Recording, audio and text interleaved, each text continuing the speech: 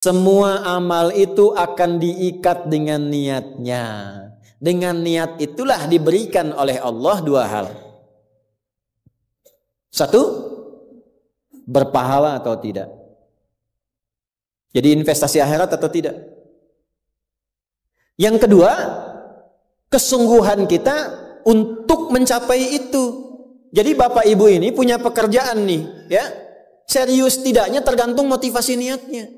Kalau bapak niat bakal serius, kalau nggak niat gak akan serius. Anda jadi tentara nih, kalau niat betul jadi tentara akan sungguh-sungguh.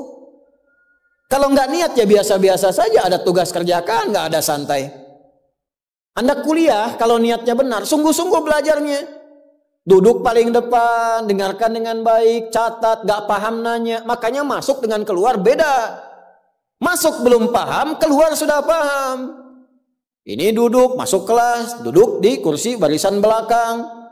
Duduk di kelas, bangku deretan belakang. Gitu kan, di dalam kelas penuh dengan obrolan. Dengan pikirin. Gak pernah nanya, pulang. Mau ujian, minggu tenang jadi minggu gelisah. Pinjam catatan teman. Nah itu belum niat, gak niat tuh kuliahnya. Ya, kalau mau niat tuh sungguh-sungguh pasti serius. Jadi semua pekerjaan itu akan jadi tercapai hasilnya kalau sungguh-sungguh, kalau serius. Serius. Ya, jadi kalau melamar sekali ditolak, kedua kali terus, 3 kali, 4 kali. Ya. Kalau tidak ada di tempat itu, cari tempat lain.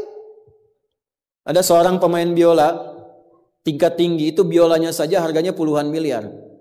Kalau sekali konser, itu tarif konser biola itu bisa di atas 1-2 miliar. Tiba-tiba dia coba iseng ngamen di pinggir jalan. Ya, jadi kalau kita di kereta di New York itu ada stasiun, di situ suka ada yang ngamen-ngamen itu. Iseng beliau ngamen, gak ada yang tahu kalau itu pemain biola termahal di dunia. Begitu memainkan musiknya, bagus musiknya, yang dikasih cuma recehan. Sekian sen. Dapatnya berapa? Ya cuma sekian dolar, 4-5 dolar aja. Padahal ini kalau manggung tarifnya bisa 2 miliar. Tapi analisis komentarnya sangat luar biasa. Ternyata manusia itu, perhatikan, kalau ingin sukses harus pandai menempatkan diri. Dia dihargai murah itu karena di tempat yang memang tidak mengetahui siapa dia. Ketika dia menempatkan diri pada tempatnya, maka berharga nilainya di hadapan Allah. Jadi kalau Anda di satu tempat dianggap tidak bernilai, cari tempat lain. Mungkin di situ bukan tempat yang layak bagi Anda untuk menunjukkan siapa Anda. Tapi mesti serius. Itulah sebabnya ada sa'i. Apa itu sa'i? Ayo rali-rali kecil. Terus lari-lari besar apa? Maraton. Sa'i dari kata sa'a, artinya sungguh-sungguh, serius mencapai peluang. Naik ke atas bukit untuk melihat dengan jernih ke rahmah, ya, lihat dari sofa sampai marwah dengan sifat rahmah. Marwah itu puncak tertinggi yang ingin diraih. Maka gunakan dengan sa'i, sungguh-sungguh serius. Kalau lihat peluang kejar walaupun dengan berlari. Kalau nyampe nggak ketemu, balik lagi walaupun sampai bolak-balik. Pada akhirnya pasti ditemukan yang cocok dengan kita. Sungguh-sungguh. Nah ini Jadi kalau Anda ingin serius, ingin sukses, ya, mencapai sesuatu apapun serius. Yang sekolah serius nih, ya, perwira masuk mau sekolah serius, ya, jangan mengandalkan joki.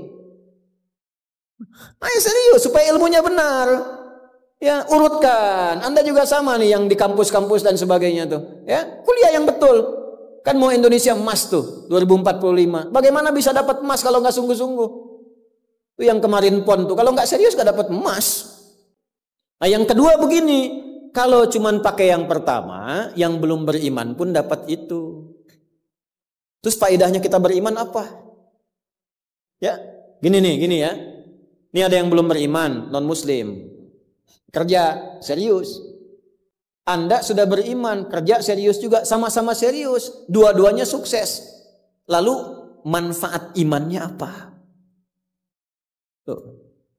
Ini untuk menjawab pertanyaan begini, Pak abdi teh muslim. Nah, non muslim teh tiasa sukses kaya, abdi teh kaya. Saya sholat tapi nggak kaya-kaya. Nah, itu pertanyaan yang salah. Supaya kaya itu penyebabnya bukan sholat, tapi serius, sungguh-sungguh. Kalau sungguh-sungguh kerja, sukses. Sungguh-sungguh belajar, sukses. Sholat itu, nah ini mendampingi kesuksesan dengan keberkahan. Kalau ingin berkah, sholat. Ingin nyaman, sholat. Sholat mendesain kesuksesan itu melahirkan falah, kebahagiaan yang mendamaikan. Makanya falah dalam bahasa Inggris definisinya success and happiness. Sukses dan bahagia. Balik ke sini, ke hadis tadi. Lalu apa manfaatnya di situ huruf ba itu? Niat itu apa? Merubah rutinitas menjadi ibadah. Ini yang mahal. Ini Pak, gini Pak ya. Bu. Ini apa Bu? Gelas. Isinya air. Fungsi air itu menghilangkan haus. Caranya minum. Tiap hari kita itu minum. Sesuatu yang dilakukan terus-menerus namanya rutin. Disifati jadi rutinitas. Minum itu rutinitas. Tidak minum bahaya buat ginjal. Minum kita. Tapi yang kedua begini, gimana caranya rutinitas itu jadi ibadah? Tuh, minum tapi jadi ibadah. Apa fungsinya ibadah? Supaya dapat bekal. Bekal buat apa? Bekal buat pindah. Pindah kemana? Pindah ke alam baru ketika meninggalkan dunia. Siapa yang akan hidup selamanya di dunia? Ayo angkat tangan. Gak ada. Orang terkuat di muka bumi Firaun. Jaringannya luas, tentaranya banyak, hartanya melimpah, supportnya tinggi. Tapi sefiraun-firaunnya tewas juga. Selesai. Nah, artinya apa? Kita akan meninggalkan ini karena kehidupannya sementara. Karena itu bagi orang yang sudah meninggalkan dunia, disebut diumumkan telah meninggal dunia. Nah kita punya iman kalau meninggal pindah kemana? Kan ditanya. Akal kita kan bertanya, ini pindah meninggal dunia, meninggalkan dunia pergi kemana? Kan belum pernah ada yang punya pengalaman ke situ balik lagi. Oh, abdi tadi kadinya wih deui, enggak ada. Ya, harus terjawab. Kalau tidak terjawab bingung kita ini, harus terjawab. Yang bisa jawab itu siapa? Yang menciptakan kita. Tanggung jawab, harus memberikan keterangan. Karena itu kalau ada kitab suci menerangkan dengan sempurna setelah di dunia ke sini keadaannya begini, bekalnya begini, dari situ ke sini prosesnya begini, ini menunjukkan kitab suci itu benar dan sumbernya dari Sang Pencipta. Dan berita baiknya alhamdulillah, alhamdulillah, silahkan riset, silahkan komparasikan secara ilmiah, riset. Hanya Al-Qur'an yang menerangkan itu dengan sempurna.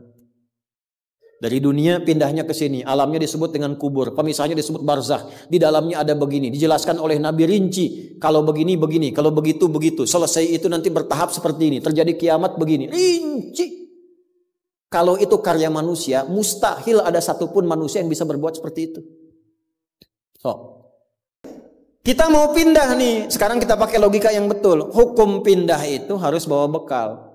Ini yang ngaji semua di sini. Enggak semuanya orang Bandung. Orang Jakarta tuh. Ya. Soreang mana Soreang? Masih subuh nanti pas maghrib Soreang tuh. Ya, Purwakarta mungkin kan. Ini nggak semua orang Bandung ini. Apakah Anda bisa nyampe ke sini kalau nggak ada bekal? Dari Bandung mau ke Jakarta mesti ada bekal. Beli tiket pakai kereta api cepat. Ya, kereta cepat, bus, tiketnya bekal. Pakai pesawat, bekal. Hukum mengatakan setiap pindah tempat mesti ada bekal.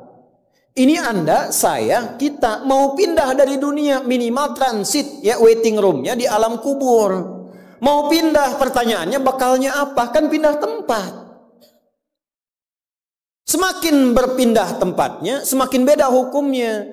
Ini kita di Indonesia mau transit ke Malaysia, apa dikira mata uangnya sama? Tidak, hukumnya pun nggak sama. Orang Indonesia ke Singapura hukumnya beda. Oh bisa rapi, di jalan rapi, nggak ada buang sampah sembarangan, tuh kan? Pulang lagi ke Soreang, nggak bala deui gitu. Hukum beda, ketatnya nggak sama. Ke Amerika lebih jauh lagi, nggak laku rupiahnya, tukar dulu dari sini, baru dolarnya nyala. Pindah tempat beda hukum. Toilet di kota Bandung dengan toilet di Lebak Bulus bisa beda. Ya. Ini bang 1.000, kok 1.000 bang? 2.000, biasanya juga 1.000. Anda di mana? Lebak Bulus, sini Bandung pak. Ya, bisa beda hukum. Maka Anda jangan berharap di alam kubur itu hukumnya bisa sama dengan hukum di dunia. Pasti beda. Tetap pertanyaannya sama. Bekalnya apa? Cuman 2 lembar, 2 kain. Ibu tambahan 1 bu, kerudung ibu 3 tuh. Makanya saya selalu mengatakan dengan bercanda tapi dalam, mohon maaf ini yang muslimah, berlatih pakai kerudung ya. Berdoa minta sama Allah. Supaya nanti tidak bikin malaikat mungkar nakir penasaran. Di dunia nggak berkerudung, begitu meninggal dikerudungin. Ditaruh ke malaikat, ucu gening. Waktu di dunia teh kerudungan, nah udah jantan kerudungan. Man rabbuka, abi jamaah Ustaz Adi, namun belum sempurna hijrah. Pelan-pelan, jangan dihukumi dulu. Dia sujud itu sudah luar biasa. Dia belum taat pada satu bagian, tapi taat pada bagian yang lain. Kita doakan, support. Jangan langsung tiba-tiba, oh nggak taat, dosa, neraka. Nah, kamu neraka, aku maing wes. Repot kalau gitu tuh. Ya, balik lagi, dikembalikan pada kebiasaan, pada kebaikan. Nah, sekarang mau pindah ke alam kubur, bekalnya apa? Kan mesti jelas. Baju sudah beda, nggak bisa dibawa. Itu sudah fitrah, Pak. Bapak punya warisan banyak, ditinggal. Nggak ada yang mau ikut, semua ditinggal. Anak-anak tuh sudah catat warisan bapak apa saja. Ibu sesayang-sayangnya nggak akan ikut, bu. Bapak jangan tinggalkan saya. Terus kata yang nguburnya, ayo ibu mangga atau mau ibadah ngiringan, nanti aja. Akan masuk. Nah sekarang pertanyaannya bekalnya apa? Ini mesti terjawab. Kalau nggak terjawab, nggak lengkap agama itu. Apa fungsinya Tuhan di situ? Mesti menjelaskan. Nah di Islam itu dijelaskan. Bekal yang kita bawa pulang meninggalkan dunia itu, itulah yang disebut ibadah. Itu. Setiap dikerjakan ada poin ditulis. Poin itulah nama bekalnya. Namanya ajrun namanya. Lahum ajrun ghairu mamnun. Yang kita sebut dengan pahala. Yang menjadikan itu dapat, pahala itu diraih, bekal ibadah itu dapat, itulah niat. Itulah niat. Jadi pekerjaannya tidak berubah, rutinitas tetap jalan, minum tetap minum, kerja tetap kerja, makan tetap makan. Cuma dengan niat itu, di saat yang sama, cara minum itu langsung dinilai sebagai ibadah. Perintah Allah, malaikat tulis. Ya, berapa tulisnya? Sesuai kadar keikhlasannya, minimal 10. Itulah perbuatan yang dianggap benar, sehingga konsepnya dunianya sukses, minum juga, haus hilang. Akhiratnya dapat pahala. Jadi dunianya sukses, akhirat sukses. Disebut baik, perbuatan baik yang dinilai sukses oleh Allah disebut hasanah namanya. Makanya kita berharap dunia jadi hasanah, akhirat dikonfirmasi hasanah itu jadi pahala. Maka kita berdoa, Al-Baqarah ayat 201, Rabbana atina fid dunya wa fil akhirati wa qina. Apa tafsir hasanah terkait ibadah? Tafsir hasanah terkait ibadah pindah surat ke surat 6. Ayat berapa? 160. Man jaa bil hasanati falahu asyru amthaliha. Minimal kalau diniatkan jadi ibadah tulis 10. 10 itu yang disebut bekal pulang. Sebelum meninggal tampilkan nanti punten Pak ngetang nate sanes kieu nya 1 2 3 4 itu hitungan dunia. Cara menghitungnya 1 ke 2 500 tahun, 2 ke 3 500 tahun, 3 ke 4 500 tahun. Nanti semua itu diakumulasi, ditampilkanlah surga yang sesuai dengan pahala kita. Kapan ditampakkannya? Saat sakaratul maut, sebelum meninggal. Sifat ibadahnya disebut, sifat orang yang rajin ibadah disebut abdun, jamaknya ibadun. Ketika mau meninggal ditampakkan, karena ditampakkan tenang dia. Nyawanya tenang, jiwanya nyaman. Sifat jiwa yang dilatih ibadah, saat latihan disebut tumakninah. Ruku anjen, jangan dulu itidal sampai tumakninah. Sujud, jangan bangkit dulu sampai tumakninah. Kebiasaan tumakninah punya sifat namanya mutmainnah. Makanya saat akan meninggal disebut ibadahnya, disebut mutmainahnya. Di mana? Quran surah 89 ayat berapa? Ayat 27 sampai 30. Ya ayyatuhan nafsul mutmainnah, irji'i ila rabbiki radiyatan mardiyah fadkhuli fi ibadi. Disebut ibadnya, wadkhuli jannati, ditampakkan surganya. Ini surganya anjeun teh ieu tina amalan-amalan yang telah dilakukan selama hidup. Kalau yang nggak ada bekal, tampaknya yang jelek-jelek sesuai kebiasaannya. Ya. Kebiasaan dugem ditampakkan lenggel. Ini bingung, la ilaha illallah, geleng lagi, la ilaha geleng lagi. Yang biasa tahlil, biasa ngaji, wafat sesuai kebiasaan, sesuai ajalnya. Tampak. Nah, sekarang untuk mencari bekal itu bagaimana? Niatkan menjadi ibadah. Itu fungsinya itu mahal. Pembuktiannya setelah meninggal. Kalau bapak nggak percaya, ibu nggak percaya, dipertanyakan imannya. Silahkan saja nanti lihat setelah meninggal. Ya, cara merubahnya bagaimana? Nanti ada 3 bagian. Karena itu kata Imam Syafi'i, hadis ini sepertiga ilmu. Ilmu itu dipraktikkan lewat amal, makanya hurufnya sama. Ain, lam, mim saat belajar. Ain, mim, lam ditukar, lamnya ke belakang, mimnya ke tengah. Saat diamalkan hurufnya sama. Orang yang mengerjakan itu ain pakai alif, lam dan mim, alimun. Tempatnya alamun, tanda-tanda orang itu kenal Allah, maka dia pakai ilmu. Ilmunya dia amalkan, hurufnya sama semua. Ilmun, amalun, alimun, alamun. Allah disebutnya apa? Rabbil alamin, jama alhamdulillahi rabbil alamin. Jadi kalau kita pakai ilmu, gunakan. Begitu digunakan, tuliskan pahalanya. Kata Imam Syafi'i, hadis ini sepertiga ilmu. Karena ilmu itu ada 3. Ilmu tentang lisan, ilmu tentang perilaku tubuh bagian luar, ilmu tentang hati. Semua perilaku kita bergantung 3 hal tadi. Contoh lisan. Panitia, kalau ada teh manis, bagus banget itu. Enggak, ini contoh, bukan minta. Enggak, ini saya sudah ada minuman, enggak usah bikin teh manis. Contoh aja, contoh, ya. Kalau ada teh manis, bagus banget itu. Itu lisan. Begitu lisan keluar, panitia langsung mikir, aduh, nggak dibikin tadi katanya. Maka coba di belakang dibikin, walaupun ustadznya bilang contoh, langsung bikin misal contoh gitu kan. Itu lisan. Kerjakan, siap kerjakan, komando, jalan, lisan. Jadi perilaku kita kadang bergantung lisan. Makanya ada ayat dan hadis tentang lisan. Hati-hati. Kepleset lisan lebih parah dibanding kepleset kaki. Bapak kepleset kaki bisa diluruskan lagi. Kepleset lisan lama Pak. Prajurit keluar dari sini, caci maki tuh panglima tuh. Jangan dipotong videonya ya. Contoh ini mah, contoh. Kepleset lisannya, selesai karirnya. Kepleset kakinya masih bisa berjalan. Maka lisan tuh ada hukumnya sepertiga bagian hidup kita.